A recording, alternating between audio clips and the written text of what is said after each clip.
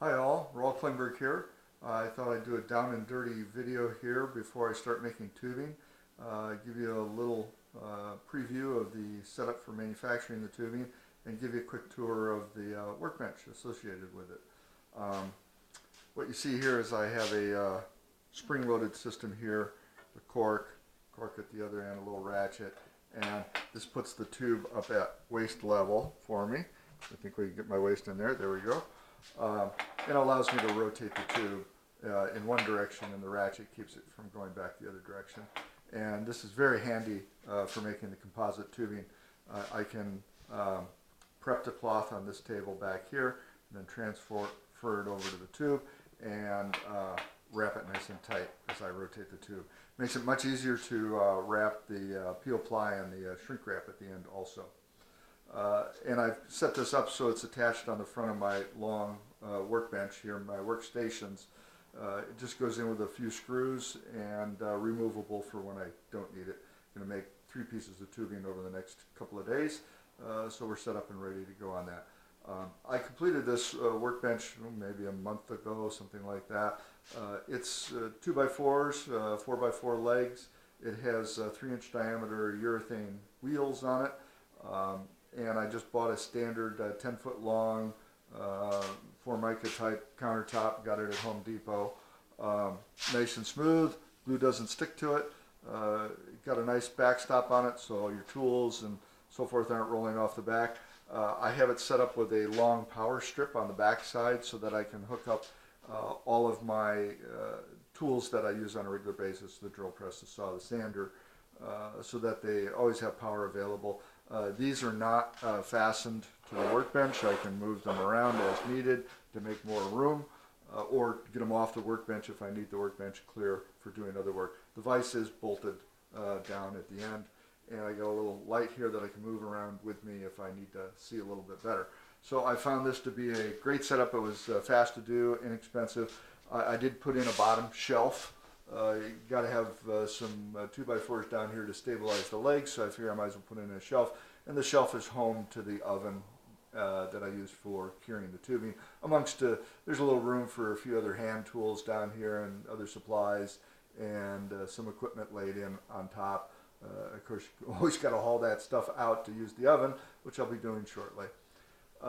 Probably my favorite part, I've never set up one of these before, but I wanted to be able to work a little smoother on this glider, so I set this up. This is an epoxy mixing and processing workstation. The first item that I built was a little cup holder here on the end, very handy. Cups come out in case you want to take this stuff with you, but it holds the mixing and spreading equipment that I use on a regular basis, the disposable items, so that I can just pull them out as needed. The other very handy item to have is the cup dispenser here. I got this off of Amazon, and it holds standard size cups, and it's just so much nicer to be able to just reach over, get another cup, and away you go. Holds over 100 cups in it, so that'll keep you going for a while.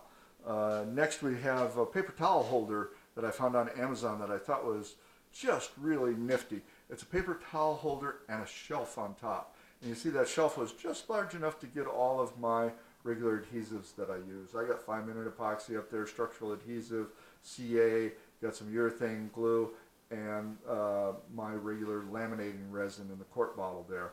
I work off of the gallon bottles and put it into smaller squeeze containers for ease of use. And I even squeezed in a little bit of a little container of microballoons there for extra filler. So that's really handy, having the paper towels right here for when we have spills, and all the adhesives are right here and ready to go, so that's great. Every shop should have a carbon fiber glove box holder. That's what happens when you have carbon fiber scrap laying around and plywood. I didn't find any holders that I liked online, so I just made one out of plywood and laminated on some carbon fiber when I was doing some other job, and that holds my glove boxes right there. I just pop gloves out as I need them. Next is a holder for the spreaders, very handy. This holds about 1.5 boxes of spreaders, so that as I get close to the bottom I know when to order more spreaders. I got a cup that I screwed on here to hold some scissors and knives and pens as needed. And this little device here, this little slot here, actually holds the scale that I use for weighing the epoxy. You should always weigh your epoxy. It's much more accurate that way. Use the manufacturer's specifications. Don't assume that a 4-to-1 is 4-to-1 by weight. Quite often they quote 4-to-1 by volume. So you need to look up the spec sheet and find out what the mix ratio is by weight. And last but not least, I put on a dispenser of razor blades there for my box knives.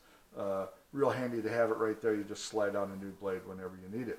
So very handy to have. I'm sure there are those of you out there that say, oh, but what about this, and I'd add that. But that'll make me very happy, because it'll get people thinking of a great way to set it up. And this really speeds things up. Now over here on the front of the garage, I have the holder for the butcher paper up on the wall. This is plastic on the back side, paper on the front, and I use that for protecting the table here. I just pull off a sheet, put it on the table, tape it in place, and that's where I do most of my mixing. Now, when I'm making tubing, that's when I work with the table behind me. I'll move the epoxy supplies onto this table, because I'm going to wet out the cloth here and then transfer it over to the tubing for that manufacturing process. So I hope you find this helpful, give you some ideas of what you might be able to do in your own shop space. And thanks for watching. Stay tuned as I continue to develop this new flying wing foot launch glider. Bye for now.